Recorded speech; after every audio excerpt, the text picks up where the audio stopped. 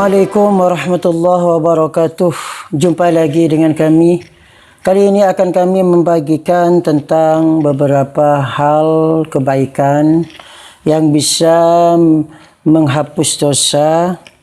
Di antaranya yang nomor 24. Dan seseorang yang memandang lautan dengan menghitung sebanyak 40 gelombang. Dan setiap satu gelombang disertai bacaan kalimat takbir berdasarkan sebuah hadis yang telah diriwayatkan dalam kitab Asy-Syam bahwasanya Rasulullah sallallahu alaihi wasallam telah bersabda, "Man adda fil bahri arba'ina maujatan wa yukabbiru ghafarallahu lahu dzunubahu ma taqaddama minha wa ma ta'akhkhar." Yang artinya barang siapa menghitung 40 gelombang lautan sambil membaca takbir, maka Allah Subhanahu wa taala mengampuni dosa-dosanya di masa yang lalu dan masa yang akan datang.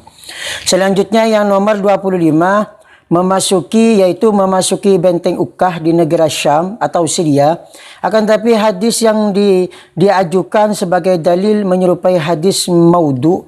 Diriwayatkan dari Anas bin Malik radhiyallahu an, Rasulullah SAW bersabda, "Madinatun bainal jabalaini 'alal bahri yuqalu lahu Uqqah, man dakhalaha rawbatan fiha ghufira lahu ma taqaddama min dhanbihi wa ma ta'akhkhar." Sebuah kota di antara dua gunung yang berada di atas laut. Kota itu bernama Uqqah. Barang siapa memasukinya kerana menyukainya, maka diampuni dosa-dosanya di masa yang lalu dan masa yang akan datang.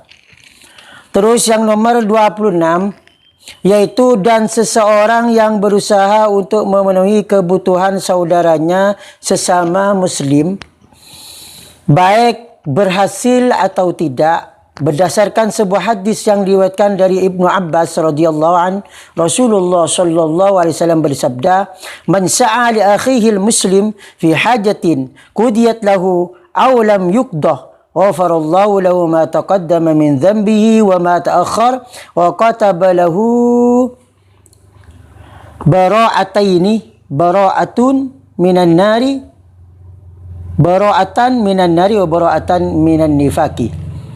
Artinya barang siapa berusaha memenuhi kebutuhan saudaranya sesama muslim, baik tercapai atau tidak, maka Allah Subhanahu wa taala mengampuni dosa-dosanya di masa yang lalu dan masa yang akan datang, dan dicatat sebagai dua kebebasan, yaitu bebas dari siksaan api neraka dan bebas dari sifat kemunafikan. Selanjutnya yang nomor 27, yaitu dan seseorang yang menuntun orang buta dalam 40 langkah akan memperoleh bagian pahala tersebut berdasarkan sebuah hadis yang diriwayatkan dari Ibnu Umar radhiyallahu an. Rasulullah sallallahu alaihi wasallam bersabda, "Man qada makfufan arba'ina khatwatan ghufira lahu ma taqaddama min dhanbihi wa ma ta'akhkhar wa wajabat lahul jannah." Yang artinya barang siapa yang menuntun orang buta dalam 40 langkah, maka diampuni dosa-dosanya di masa yang lalu dan masa yang akan datang, dan diwajibkan baginya masuk surga. Selanjutnya yang nomor 28, yaitu memungut duri apapun yang dapat menyakiti serta membahayakan dari jalan yang dilalui kaum muslimin. Berdasarkan sebuah hadis yang diriwayatkan dari Abu Hurairah radhiyallahu an, Rasulullah sallallahu alaihi wasallam bersabda, "Ghafarallahu lirajulin akhadha husna syaukin min tariqil muslimin dzunubahu ma taqaddama minhu wa ma ta'akhkhar." Yang artinya, semoga Allah Subhanahu wa taala mengampuni seseorang yang memungut dahan berduri dari jalan yang dilalui kaum muslimin, diampuni dosa-dosanya di masa yang lalu dan masa yang akan datang.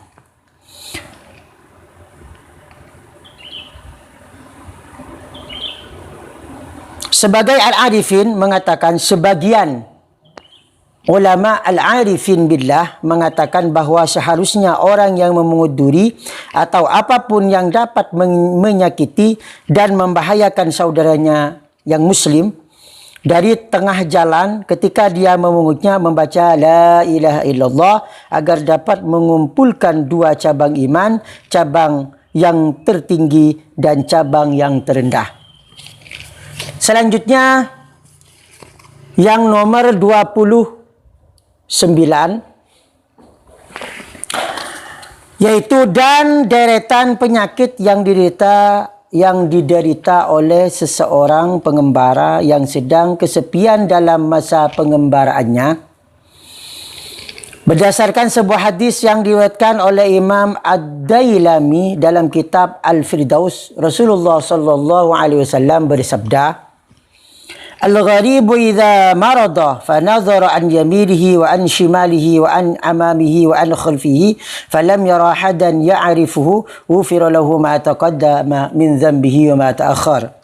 Ya, artinya seorang pengembara ketika dia sakit, dia melihat ke sebelah kanan, ke sebelah kiri, ke depan, kemudian dia melihat ke belakang, namun tiada dia jumpai seorang pun yang dia kenali, maka diampuni dosa-dosanya di masa yang lalu dan masa yang akan datang.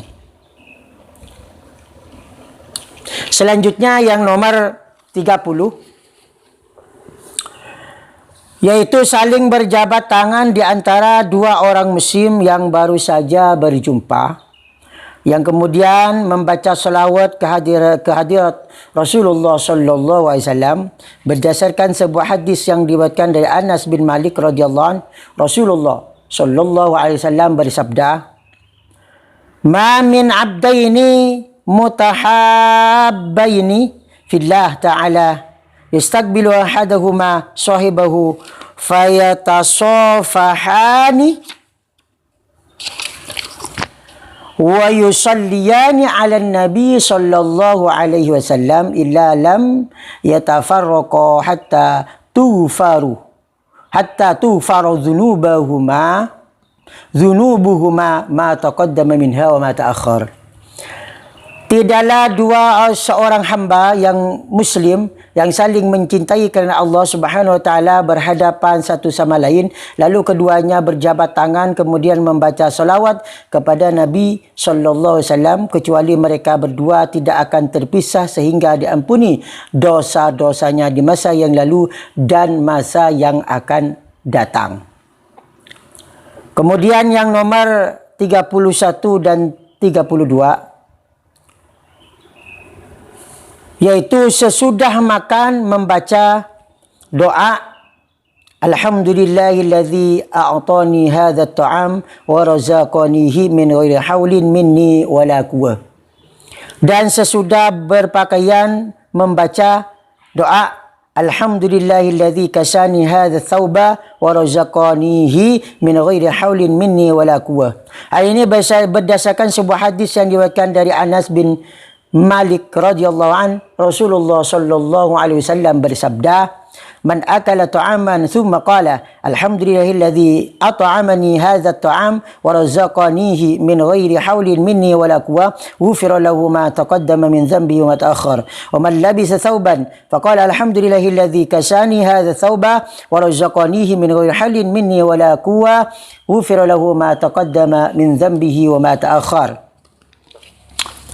Barang siapa yang sesudah makan membaca Alhamdulillahilladzi at'amani hadzal ta'am wa razaqanihi min ghairi haulin minni wala quwwah, maka diampuni dosa-dosanya di masa yang lalu dan masa yang akan datang. Dan barang siapa yang sesudah berpakaian membaca Alhamdulillahilladzi kasani hadzal thawba wa razaqanihi min ghairi haulin minni wala quwwah, maka diampuni dosa-dosanya di masa yang lalu dan masa yang akan datang. Selanjutnya yang nomor 33, yaitu juga seseorang yang mencapai usia 90 tahun dalam keadaan Islam. Berdasarkan sebuah hadis yang diriwayatkan dari Anas bin Malik radhiyallahu an, Rasulullah sallallahu alaihi wasallam bersabda, "Ma min mu'ammirin mu'ammarin yu'ammaru fil Islam 40 sana illa sarafallahu anhu al-jununa والجذامة والبرصة فإذا بلغ 50 لين الله حسابه فإذا بلغ 60 رزقه الله الإنابة لما يحب فإذا بلغ 70 أحبه الله وأحبه أهل السماء فإذا بلغ 80 قبل الله حسناته وتجاوز عن سيئاته فإذا بلغ 90 غفر له ما تقدم من ذنبه وما تأخر. Artinya tidaklah seseorang dikaruniai usia 40 tahun dalam keislaman kecuali Allah Subhanahu wa taala menjauhkannya dari penyakit gila, lepra dan belang. Ketika dia menginjak usia 50 tahun, maka Allah Subhanahu wa taala meringankan hisabnya. Ketika dia menginjak usia 60 tahun, maka Allah Subhanahu wa taala akan mengembalikan kepadanya apa yang dia dambakan. Ketika dia menginjak usia 70 tahun, maka Allah Subhanahu wa taala mencintainya dan penduduk langit juga turut mencintainya. Ketika dia menginjak usia 80 tahun, maka Allah Subhanahu wa taala menerima semua kebaikannya dan mengampuni semua kejelekannya. Lalu ketika dia menginjak usia 90 tahun, maka diampuni dosa-dosanya di masa lalu dan masa yang akan datang. Selanjutnya yang nomor 34, yaitu membaca istighfarnya Nabi Khidir alaihissalam dengan ikhlas dan merendahkan diri kepada Allah Subhanahu wa taala sebagaimana yang dikatakan oleh sebagian golongan al-arifin. Adapun bacaannya, Allahumma inni astaghfiruka min kulli dhanbin tubtu ilaika minhu thumma udtu fihi wa astaghfiruka min kulli ma wa'adtuka bihi min nafsi thumma lam wafilaka bihi wa astaghfiruka min kulli amalin aradtu bihi wajhaka fa khalatani fihi ghayruka wa astaghfiruka min kulli ni'matin an'amtu biha alayya fasta'antu bihi ala ma'siyatika wa astaghfiruka ya alimal ghaib wa syahada min kulli dhanbin aznabtuhu min fi diya'in nahari aw sawadil laili fil mala aw khala sirran wa alaniyatan ya halim.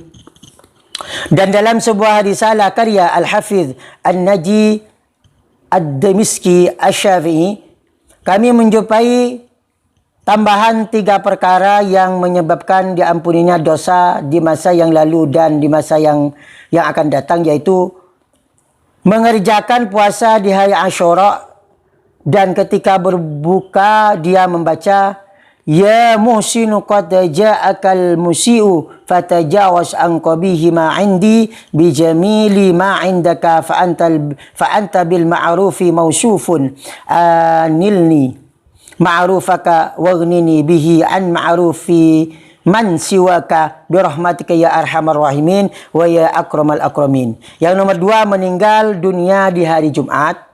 Yang ketiga, meninggal dunia di malam Jumat. Akan tapi belum jelas apakah 3 perkara tersebut memang benar-benar bersumber dari hadis Nabi Muhammad SAW atau dikutip dari sebagian ulama salaf. Demikianlah, semoga bermanfaat bagi kita semua. Wassalamualaikum warahmatullahi wabarakatuh.